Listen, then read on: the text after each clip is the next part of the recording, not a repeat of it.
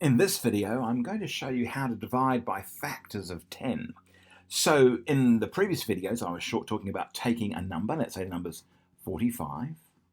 We're going to divide it, let's say, by 10. So divide by 10. And all we do is we write the number down again, 45, there it is. We locate the decimal place. In this case, it's to the right. And if you weren't sure, if it's not stated, and we have, here's our number, here's our calculator, here we got 45. Notice the decimal place is always one space, always on the right. And when we divide that by 10, that decimal place moves one space to the left. So it's moved from here over to here. And that's what we've got. So let's take a look. So this is going to be 45 divided by 10 is equal to, there's our decimal place. We're going to move it one space to the left. So the answer is now 4.5. All right, let's try that now with, say, 100. Let's say you've got 45 and you're going to divide this time by 100. So we write down our 45, there it is. We locate the decimal place, which would be to the right unless otherwise stated. And this time we're going to move it not one, but two placeholders to the left. 1, 2, and the new position is now there.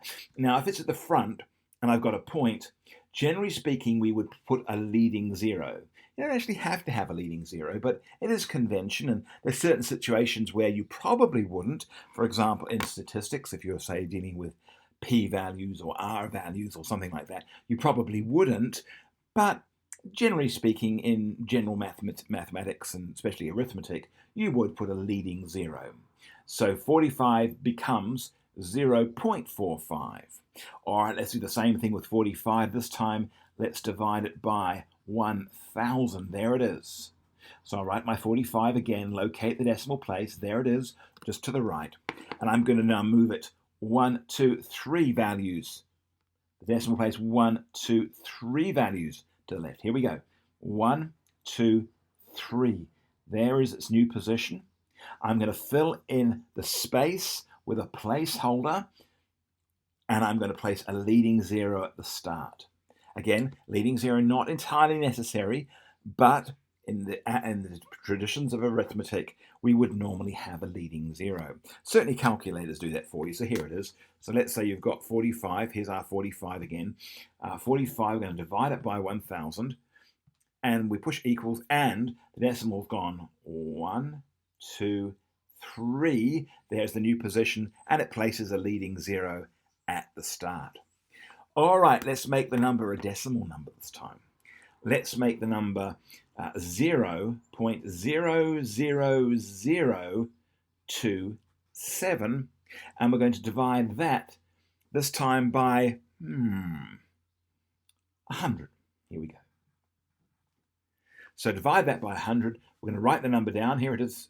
In fact, I'm going to actually write that a little bit further along, but here it is, 0.00027, and I'm going to run out of space now. The equals really is in the wrong place. In fact, I'm just going to get myself an eraser. I'm going to move that along just a little bit. Here we go. Let's see now. Move that along. Here we go. This is where I think some planning needs to take place when you're doing this type of arithmetic. All right, so we're going to divide it by 100. That means we're moving the decimal place, and there it is. It's not to the right this time, where we actually have a position. I'm going to move it 2 spaces to the left. 1, 2. New position. Fill in the gap with a placeholder. Place a leading zero at the front. So it's no longer here. And the answer is now 0.0000027. What if the calculator would actually do that? We'll try it. Here we go. So the number we had was, let's see if we can get it. Oh, it's a bit out of focus. Going back in focus. Focus. That's better. All right. So the number was 0.00027, and we're going to divide by 100, divide by 100, and it is 0.12345 zeros. Let's see if we got 5 there. Here it is, and we got 0.12345. Fantastic. The projector's gone a little bit dark here. I'm just going to see if I can persuade it to go a bit lighter. Here we go. That's better. All right, here we go. All right, let's try it the other way around. Let's try a very large number. Let's try this time. 299,716 divided by, let's say, a million.